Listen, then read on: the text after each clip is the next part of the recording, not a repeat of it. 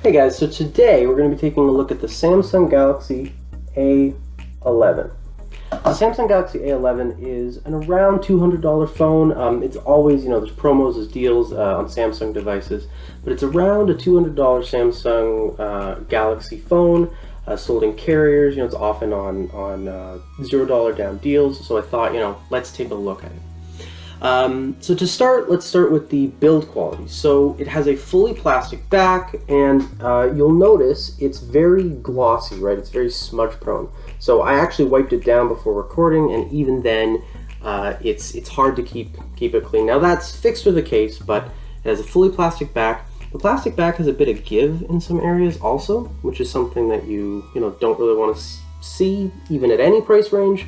However, again, once you put a case on, that's not a big deal, and it's got a glass front screen, and you can also get a screen protector.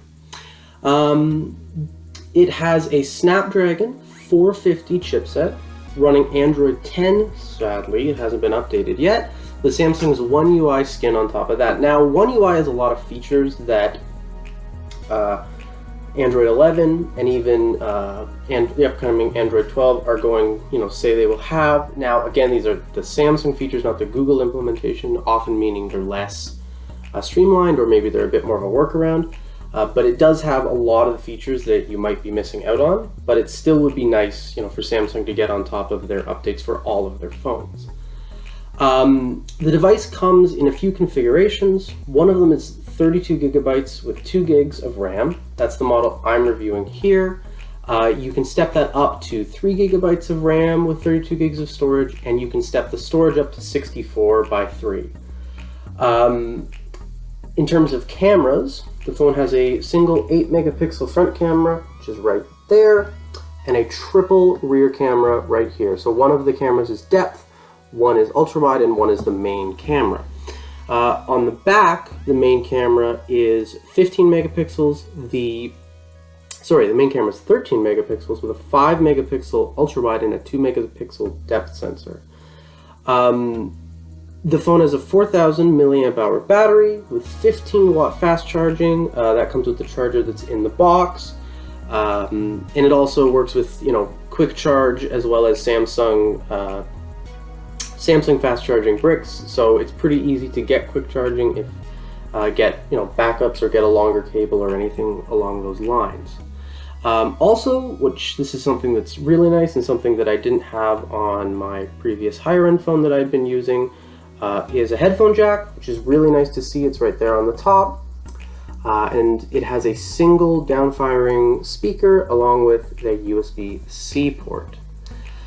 And so that's sort of a physical overview, all of the sort of specifications that I can specifically talk about, except for the display. So the display is a 6.4 inch IPS display. It's 720 by 1560 with a 19.5 by 9 aspect ratio. That means there's some black bars in some games and stuff, but actually the software does a really good job of minimizing it to the point you don't really notice it. It has a pixel density of 268 ppi and a 60 hertz refresh rate. Now that's all a lot of numbers, but overall the display is good, right? It's unremarkable, but it's not bad. I've come from higher end LCDs, higher end OLEDs even. I've used a Pixel 4 XL for a while, and generally, unless you're comparing it directly, it's more than good enough for YouTube, for Netflix, even for some light gaming. I'll talk also about the gaming performance in a little bit. As I mentioned, the display has a small hole punch, but one of the nice things is because of the aspect ratio, that is where it cuts out. It cuts that like a black bar, and so you don't actually have it cutting into, your regular content on YouTube or Netflix unless you zoom into full screen. So after that, let's talk about the performance of the sort of software, right? So generally, if we just take a look at it here, the system fluidity is pretty good, right? Mainly where you run into trouble is RAM management. That doesn't mean it's bad, but often apps have to reload or are dumped from memory. if you are listening to Spotify and then you open a YouTube video and watch, say, a 10-minute YouTube video, Spotify will have your Spotify will have been dumped from memory, and when you go back, you'll have to reload it. Now, this is to be expected at this price range. It's not bad. 2 gigabytes of RAM, or even 3, is not that much, but it's something to be aware of. This also can cause apps at times to freeze. So Spotify has frozen on me in the past. It's not a big deal, but again, it can be frustrating when you're just trying to get stuff done. So if you're a heavy user, you'll probably notice it. If you're not, it won't be as big a deal. On top of that, with performance, battery life is the thing that this is good at, right? I, as I mentioned, used a Pixel 4 XL previously, and the battery life on that device, as we all know, was not great. The XL was better than the 4, but still, it was not great. And the battery life on this device has been really solid. I can get, 6 hours of screen on time-ish, maybe 7 before, I need to recharge. And even then, when I, need to recharge, for me is like, when it's at 30%, not dead, right? I usually don't let my devices die. And so, a lighter user could easily get through 2 days, and even heavy users can probably get through a day. Going on from there, let's talk about, I talked about performance, but I didn't mention gaming. So I've tried a few games on here. If you're interested in what games I tried Dr. Mario World, Dead Cells, Angry Birds 2, Balloons Tower Defense 6, Plants vs. Zombies, and a game called Levelhead. All of them I would recommend, by the way. They're all really good games. The one that surprised me the most and kind of tells the story is Dead Cells. So Dead Cells is it's a fairly demanding game generally, right? It's pretty fast-paced. It's got really nice graphics, and it's not, I get it, it's not a 3D game, but it's demanding for a device with, as I mentioned, a Snapdragon 450.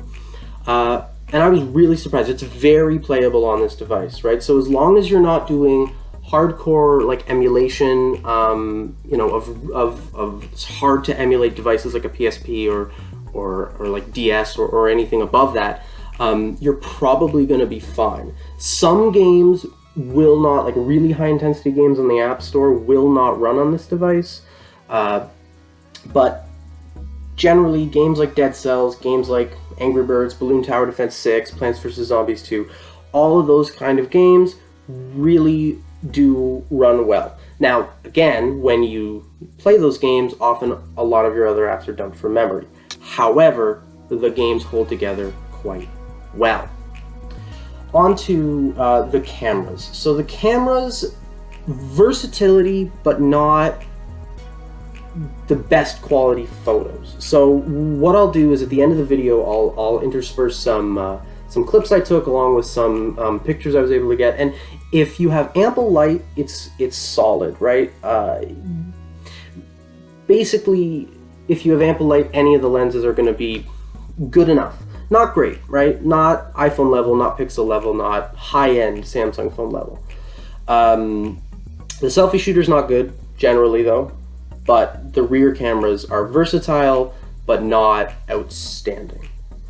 Yeah, and in terms of the device as a whole, I'd say it's a good device if what you want is a phone that will cover the basics and maybe do a tiny little bit more, and also look modern while doing it, right? One of the things I love about Samsung's A lineup is,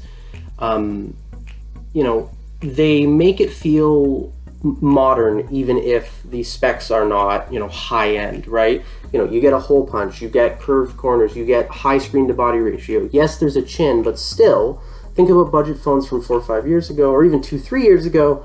They were not this competitive, especially not in North America. So what I would say is, you could do worse for $200 for a smartphone.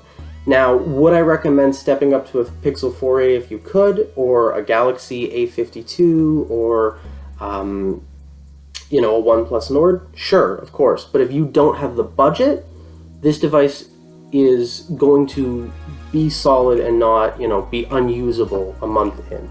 And I mean that, unlike, not to call out other reviewers, but this has been my main phone for about two and a half months now, and I've played all my games on it, watched all my YouTube on it, Netflix, all my Spotify playlists, and it has just been solid. So that's all for me. Again, at the end, just on my way out, I'll put some clips and videos from the phone itself. And if you have any questions about the device, please put them down in the comments.